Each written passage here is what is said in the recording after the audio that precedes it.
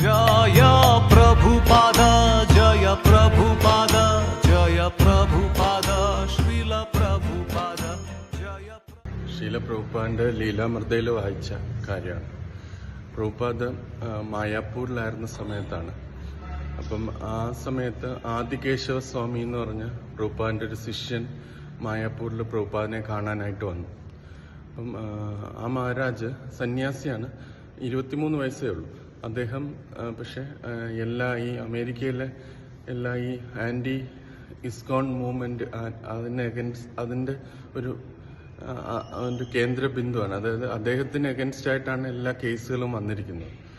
കാരണം ഡിവോട്ടീസൊക്കെ വന്ന് ഈ പ്രസ്ഥാനത്തിൽ വന്ന് ജോയിൻ ചെയ്യുമ്പം അവരുടെ ഡിവോട്ടീസിന്റെ അച്ഛനമ്മമാർ ഇതൊരു ബ്രെയിൻ വാഷ് മൂവ്മെന്റ് ആണ്, എല്ലാവരെയും ഇതിൽ പിടിച്ചിടുകയാണ് എന്നൊക്കെ പറഞ്ഞാണ് കോടതിയിൽ കേസ് കൊടുത്തിരിക്കുന്നത്. അപ്പം അദ്ദേഹത്തിനെതിരെയാണ് കൂടുതലായിട്ട് കേസ് വന്നേക്കുന്നത്, ആദികേശവ സ്വാമിക്കെതിരെ. അപ്പം അദ്ദേഹത്തിന് പ്രഭുപാദിൽ നിന്നൊരു ആശ്വാസം കിട്ടാൻ വേണ്ടിയാണ് അദ്ദേഹം മായാപ്പൂരിൽ പ്രഭുപാദിനെ കാണാനായിട്ട് വന്നത്. അപ്പം അങ്ങനെ വന്ന സമയത്ത് പ്രഭുപാദ് ഈ കാര്യങ്ങൾ കുറച്ച് ഡിസ്കസ് ചെയ്തു. അതിൽ ഒന്ന്, പ്രഭുപാദ്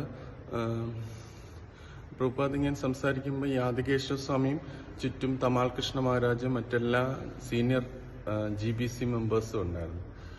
അതിൽ ആദ്യം അദ്ദേഹം പറഞ്ഞൊരു കാര്യം, ഡിവോട്ടീസ് പ്രത്യേക ഫുഡാണ് കഴിക്കുന്നത്. അവർ പ്രത്യേകതരം ഇതാണ് കഴിക്കുന്നത്, മറ്റേ നോർമൽ അമേരിക്കൻ സമൂഹത്തിൽ നിന്ന് വ്യത്യസ്തമായ ആഹാരമാണ് അവർ കഴിച്ചുകൊണ്ടിരിക്കുന്നത്. അപ്പോൾ അത് ശരിക്കും ന്യൂട്രിയൻസ് ഒന്നുമില്ല അതിനകത്ത്. അപ്പോൾ അതുകൊണ്ട് അവർക്കൊരു പോരായ്മയാണ്, അവിടെ ജോയിൻ ചെയ്യുന്ന ആൾക്കാർക്കൊരു പോരായ്മയാണ് എന്ന് പറയും. അവർ ശരിക്കൊന്നും കഴിക്കുന്നില്ല എന്നൊക്കെയാണ് പറയുന്നത്. പിന്നെ പ്രഭുപാദ് അതിന് ഉത്തരം പറഞ്ഞത്, ഒരാൾ ശരിക്കും കഴിക്കുന്നില്ലെങ്കിൽ എങ്ങനെ 10 വർഷം അയാൾ എങ്ങനെ ജീവിച്ചിരിക്കും? 10 വർഷമായിട്ട് ആൾക്കാർ നല്ല ആരോഗ്യത്തോടെ ഈ പ്രസ്ഥാനത്തിലുണ്ടല്ലോ, ശരിക്കും കഴിക്കുന്നില്ലെങ്കിൽ എങ്ങനെ ജീവിച്ചിരിക്കും? എന്നിട്ട് പ്രഭുപാദ് ഒരു ഉദാഹരണം പറഞ്ഞ്, ഒരു പശു ഒരുപാട് പുല്ല് കഴിക്കും, മനുഷ്യരാണെങ്കിൽ ഒരു ചെറിയ പ്ലേറ്റിൽ ആഹാരമേ കഴിക്കത്തുള്ളൂ. പശുവിന് കംപ്ലൈൻറ്റ് ചെയ്യാൻ പറ്റും ഇവര് ശരിക്കും ആഹാരം കഴിക്കുന്നില്ല. അങ്ങനെ പ്രഭുപാദ് ആ ഒരു ഉദാഹരണമാണ് പറഞ്ഞത്. അപ്പം എല്ലാവരും ശരിക്കും ആവശ്യത്തിന് ആഹാരം കഴിക്കുന്നതുകൊണ്ടാണ് അവർ ആരോഗ്യത്തോടെ ഇരിക്കുന്നത് എന്നുള്ള കാര്യം പറഞ്ഞു. അപ്പം അതിനിടയ്ക്ക് തമാൽ കൃഷ്ണ മഹാരാജ് പറഞ്ഞു, അവർക്ക് വേണ്ടത് തെളിവാണ്, ആത്മാവുണ്ട് എന്നുള്ള തെളിവാണ് വേണ്ടതെന്ന് പ്രഭുപാദ് എന്ന് പറഞ്ഞു. അപ്പം പ്രഭുപാദ് പറഞ്ഞു, അപ്പം ഒരു മരിച്ചയാളും ജീവിച്ചിരിക്കുന്നയാളും തമ്മിലുള്ള വ്യത്യാസം എന്താണ്? മിസ്സിങ്.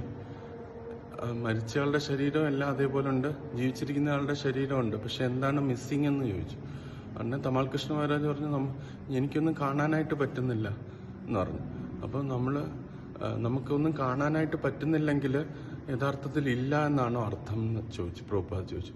നമ്മളൊരു മതിലിന്റെ മുമ്പിൽ പോയി നിന്ന് കഴിഞ്ഞാൽ അതിന്റെ അപ്പുറത്തെ സാധനങ്ങളൊന്നും നമുക്ക് കാണാൻ പറ്റത്തില്ല, എന്ന് വെച്ചാൽ അപ്പുറത്തൊന്നും ഇല്ല എന്നാണോ അർത്ഥം എന്ന് പ്രഭുപാദ് ചോദിച്ചു. ഉടനെ തമാൽ കൃഷ്ണ മഹാരാജ് പറഞ്ഞു, അത് വെറും ഒരു മെഷീനാണ് എന്ന് പറഞ്ഞു. ഇത് ശരീരം എന്ന് പറഞ്ഞ ഒരു മെഷീനാണ്, അതിനകത്ത് ആത്മാവൊന്നും ഇല്ല എന്ന് തമാൽ കൃഷ്ണ മഹാരാജ് പറഞ്ഞു. പിന്നെ പ്രഭുപാദ് തിരിച്ചു പറഞ്ഞു, മെഷീനാണെങ്കിൽ നമുക്ക് എവിടെ ഒരു മെഷീൻ എന്തെങ്കിലും കേടുപാട് വന്നാലോ അല്ലെങ്കിൽ എന്തെങ്കിലും പാർട്ട് മിസ്സായാലോ നമുക്കത് തിരിച്ച് ആഡ് ചെയ്യാം. പക്ഷെ ഇവിടെ മനുഷ്യ ശരീരം അതേപോലെ ഉണ്ട്, നമുക്കൊന്നും ആഡ് ചെയ്താലും തിരിച്ച് ഒരു ജീവനായിട്ട് അത് വരുന്നില്ല. അപ്പോൾ അത് വെറും മെഷീനല്ല, അതിനകത്ത് ആത്മാവുണ്ട് എന്നുള്ള കാര്യം പ്രഭുപാദ് സ്ഥാപിച്ചു. പിന്നെ അടുത്ത ആർഗ്യുമെന്റ് അവർ പറഞ്ഞത്, അച്ഛനമ്മമാർക്ക് എപ്പോഴും ഒരു വിഷമം ഉണ്ടാവും, തങ്ങളുടെ മക്കള് തങ്ങളുടെ ജീവിത രീതിയിൽ നിന്ന് മാറിപ്പോകുന്നത്. അച്ഛനമ്മമാർ ഭൗതികപരമായിട്ട് ജീവിച്ചു പോവുകയാണ്.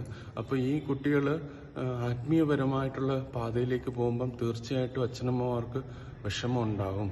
അപ്പോൾ അതുകൊണ്ടാണ് അവരെത്രയും ഇതാക്കുന്നതെന്ന് പ്രഭുപാദിനോട് പറഞ്ഞു. പിന്നെ പ്രഭുപാദ് അതിന് തിരിച്ചു പറഞ്ഞത് മറ്റേ ആ ശ്ലോകം എടുത്തിട്ടാണ് പറഞ്ഞത്, ഗുരുന സസ്യാത് പിതാന സസ്യാത് ജനനീന സസ്യാത്. ഒരാള് തന്റെ ഡിപ്പെൻഡൻസിനെ ജന്മമരണ ചക്രത്തിൽ നിന്ന് മോചിപ്പിക്കാനായിട്ട് അയാൾക്ക് പറ്റുന്നില്ലെങ്കിൽ അയാളൊരു ഗുരുവോ പിതാവോ ജനനി അമ്മയോ ഒരു ഫ്രണ്ടോ ആവാനായിട്ട് പറ്റില്ല എന്ന് പ്രഭുപാദ് അതിനകത്ത് പറഞ്ഞു. അപ്പോൾ പിന്നെ അതോടുകൂടി ആ കോൺവെർസേഷൻ തീർന്നു. പ്രഭുപാദ് എല്ലാ ആർഗ്യുമെന്റിലും പ്രഭുപാദ് നല്ല അസുഖബാധിതനായിരിക്കുകയാണ്. പക്ഷെ ഇത് വന്നപ്പോൾ എല്ലാം വളരെ ഒരു ചുറുചുറുക്കോടെ ഒരു യുവാവിനെ പോലെ പ്രഭുപാദ് ഇതിന് അഗൻസ്റ്റ് ആയിട്ടുള്ള എല്ലാ ആർഗ്യുമെന്റ്സിനെയും ഡിഫീറ്റ് ചെയ്തു. എന്നിട്ട് പ്രഭുപാദ് അവരെ ആശ്വസിപ്പിക്കാനായിട്ടൊരു കാര്യം പറഞ്ഞു. നമ്മൾ കൃഷ്ണന് വേണ്ടി, കൃഷ്ണനെ ഏറ്റവും പ്ലീസ് ചെയ്യുന്ന, അല്ലെങ്കിൽ ഭഗവാനെ ഏറ്റവും പ്രിയപ്പെട്ടതെന്ന് വെച്ചാൽ നമ്മൾ പ്രീച്ചിങ്ങിന് വേണ്ടി സ്ട്രഗിൾ ചെയ്യുമ്പോഴാണ് എന്ന് പറഞ്ഞു. നമ്മൾ പ്രീച്ച് ചെയ്യാൻ വേണ്ടി സ്ട്രഗിൾ ചെയ്യുമ്പം അത് ഭഗവാനെ വളരെ പ്ലീസ് ആക്കും. നമ്മൾ ഈ മൂഢരായിട്ടുള്ളവർക്ക് നമുക്ക് ഉപദേശം കൊടുത്താൽ അവർക്ക് നമ്മളോട് ദേഷ്യമേ ഉണ്ടാകത്തുള്ളൂ. നമ്മളിപ്പോൾ ഈ കാര്യങ്ങളൊക്കെ പറഞ്ഞാൽ അവർക്ക് നമ്മളോട് ദേഷ്യം ഉണ്ടാകത്തുള്ളൂ. അത് നമ്മൾ സഹിച്ച് നമ്മൾ പ്രീച്ച് ചെയ്യണം. എങ്കിൽ ഭഗവാന് നമ്മളോട് പെട്ടെന്ന് ഇഷ്ടം ഉണ്ടാകുമെന്ന് കാര്യം പറഞ്ഞ് അവരെ ആശ്വസിപ്പിച്ചിട്ട് പ്രഭുപാദ് വിട്ടു. ഹരിബോൾ.